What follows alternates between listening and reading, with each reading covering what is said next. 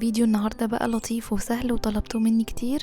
هنعمل 3 رسومات للكشاكيل او الدفاتر، كلهم اسهل من بعض وشكلهم كيوت جدا.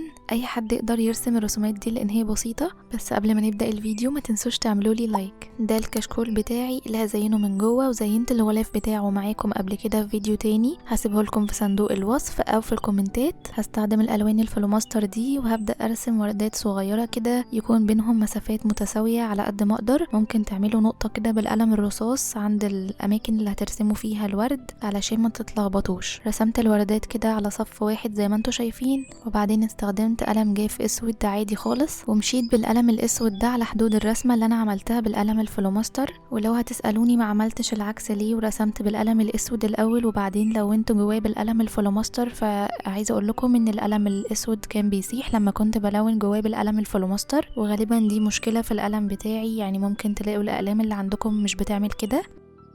في الخطوة اللي بعد كده عملت خطوط بين الورد كده، خطوط مش منتظمة باللون الأخضر، وبعدين بنفس القلم بقى بدأت أرسم على الخطوط دي ورق صغنن كده. شكله طلع لطيف قوي وكيوت، والرسمة بسيطة جدا.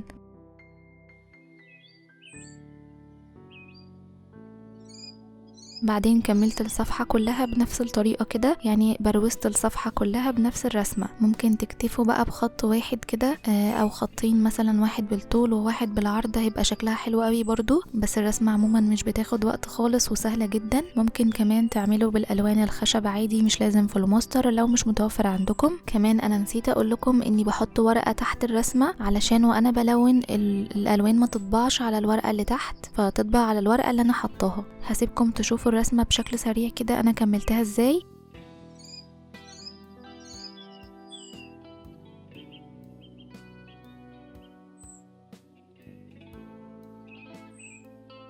ودي كده الرسمة بعد ما خلصت. بجد النتيجة عظمة، تحفة جدا ورقيقة، واستمتعت جدا وانا بعملها. تعالوا ندخل بقى على الرسمة اللي بعد كده. استخدمت فيها القلم الاسود والقلم الاصفر. ممكن تستخدموا القلم الاسود الجاف بدل الاسود الفلوماستر. بدأت ارسم نحلة بطريقة بسيطة كده. انا كنت رسمها الاول بالقلم الرصاص علشان ما بوظش الدنيا. عملت التفاصيل كلها اللي بالقلم الاسود الاول. رسمت كده صف تحت بعض، كام واحدة كده تحت بعض باحجام مختلفة وكمان وضعيات مختلفة. هي احسن حاجة في الرسمة دي العشوائية شوية، بس المهم بس تحددوا كده الأماكن اللي انتوا حابين ترسموا فيها علشان تبقوا متخيلين شكل الرسمة في الآخر هيطلع عامل ازاي. هسيبكم تشوفوا تفاصيل الرسمة كويس.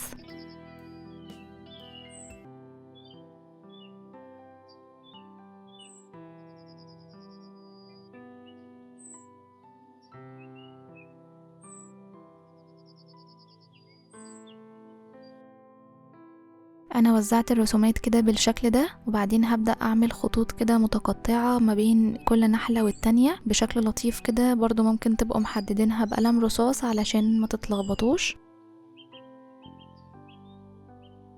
كده ناقص بس خطوة أخيرة، إن احنا هنلون النحلة. هنستخدم بقى القلم الأصفر وهنلون النحلة نفسها، مش هيجي جنب الجناحات ولا باقي الرسمة. وزي ما قلت لكم قبل كده ما تنسوش تحطوا ورقة تحت الورقة اللي احنا بنلون عليها علشان الألوان ما تطبعش على باقي ورق الكشكول وتبوظه. وده الشكل النهائي، تحفة ورقيق وبسيط جميل قوي وهيعجب الأطفال جدا. تعالوا بقى نعمل آخر رسمة. هنستخدم القلم الجاف الأسود. هنعمل خط طويل كده من أول الصفحة لآخرها، خط مش منتظم يبقى داخل وخارج كده. وكمان هعمل خط في الصفحة من تحت برضو بنفس الطريقة، يبقى طالع ونازل كده. وبعدين هعمل قلب صغير في اول الخط من فوق. بعدين هبدأ اطلع فروع كده بشكل حلو، وهعمل في اخر كل فرع قلب كده صغير بالحجم ده، قلب يمين وقلب شمال كده. وهوزع الخطوط دي على الخط الكبير اللي انا عاملاه في النص. شايفين بسيطة جدا. ممكن برضو تعملوا الخطوة دي بالقلم الفلوماستر بدل القلم الجاف.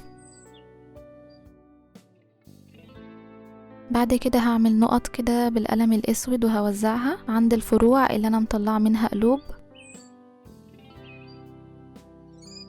وجت مرحلة التلوين، هناخد بقى اي لون نحبه وهنلون القلوب هنا. علشان الرسمة كانت اكبر شوية من الوردة، كنت عارفة الون بالقلم الفلوماستر من غير ما اخلي القلم الاسود يسيح.